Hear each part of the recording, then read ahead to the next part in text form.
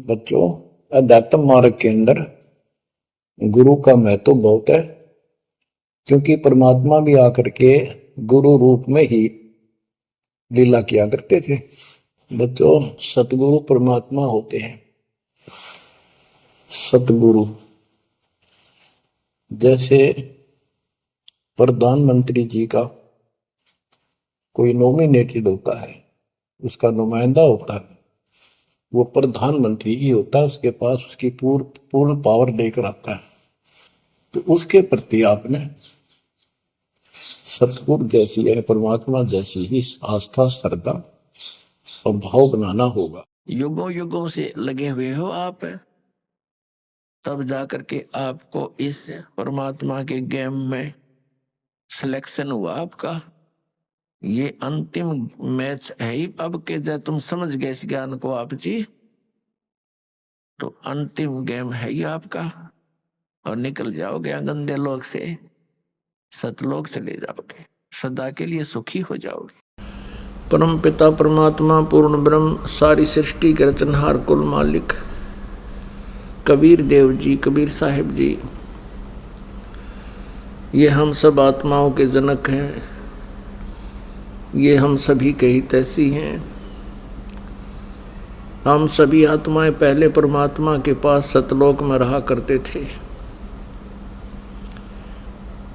हम अपनी गलती के कारण यहाँ इस काल के लोक में आ गए। यहाँ आने के बाद हम इसी व्यवस्था में रंगे गए हैं। हमारी बुद्धि यहीं तक सीमित हो गई है। जन्म और मृत्यु तो होता ही है, संतान और उत्पत्ति हमारा परम कर्तव्य है, इनका पालन पोषण करना। और फिर हमारी बेशक मृत्यु हो जावे, कोई दिक्कत नहीं। परमेश्वर कबीर जी पूर्ण ब्रह्म सारी सृष्टि के रचनहार, ये हमें आकर के ज्ञान कराते हैं कि तुम गलत स्थान पर रह रहे हो। कहते हैं आगे गए न बावड़े, रहते भी सब जा, और बिन साहिब की बंदगी कहीं ठोर ठिकाना ना। कि पहले जो मृत्यु को प्राप्त हो चुके वो चले गए, और बाकी जो शेष है उनको भी एक दिन चला जाना है। बिन साहिब की बंदगी, साहिब माने परमेश्वर, सत्य पुरुष, पूर्ण ब्रह्म, कंप्लीट गॉड, पूर्ण परमात्मा की भक्ति बिना कहीं ठोर ठिकाना ना, यानी कहीं पर भी आप जी स्थिर नहीं हो, स्थायी नहीं रह सकते। आज आप अपने परिवार में कितनी अच्छी तरह सेट हो, प्रत्येक प्राणी बहुत अच्छी तरह अपने घर में, परिवार में और समाज के अंदर बहुत खुशी के साथ रह रहा है। और ये पता होते हुए कि हम कभी भी मृत्यु को प्राप्त हो सकते हैं, फिर भी नो प्रॉब्लम, नो टेंशन। यह कोई बात हुई? ये एक विशेष विचारणीय विषय है, ये जो हम भूल रहे हैं। यहाँ हम स्थिर हुए बैठे हैं, हम ये मानकर बैठे हैं कि 80-90 वर्ष तो हम सेट हैं। बताइए क्या थ्योरी हुई हमारी, या क्या सोच हुई? 80-90 वर्ष तो हम सेट हैं, फिर कहाँ होंगे, फिर कहाँ जाएंगे? तो परमात्मा कहते हैं चलने से पहले सोच रे भाई, तुम कहाँ करोगे विश्राम।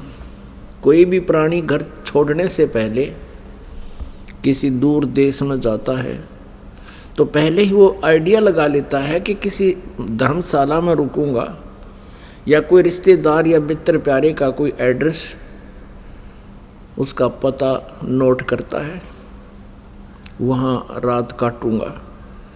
परमात्मा कहते तुम संसार छोड़कर जाते हो, कभी चिंता ही नहीं करते कि आगे हमारा कहाँ विश्राम होगा। इससे बड़ी नालायकी और क्या होगी, इससे बड़ी भूल आपकी क्या होगी। तो पुण्यात्माओं, सत्संग में ये ज्ञान होता है, आत्मज्ञान होता है और परमात्म ज्ञान होता है। अभी तक हमें केवल अज्ञान सुनाया गया था ऋषि मंडलेश्वरों के द्वारा।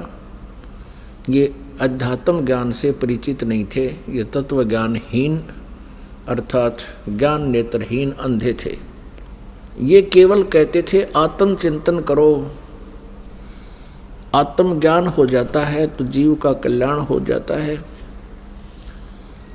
आत्म चिंतन का अर्थ है, आत्म ज्ञान का अर्थ है अपने विषय में जानकारी, तू कौन है, कहाँ से आया था और इस जन्म मृत्यु के चक्कर में तू कैसे फंसा हुआ है। ये तो है आत्मज्ञान। और परमात्म ज्ञान भी, कौन है परमात्मा, कैसा है भगवान, कहाँ रहता है, उसकी क्या पहचान है, उसका प्रमाण कहाँ है जो हम भगवान बताने जा रहे हैं कि ये है परमात्मा, ये है कंप्लीट गॉड, पूर्ण परमात्मा। तो वो कहाँ प्रमाणित है, और फिर उसका पता जब लग जाता है तो वो परमात्म ज्ञान है।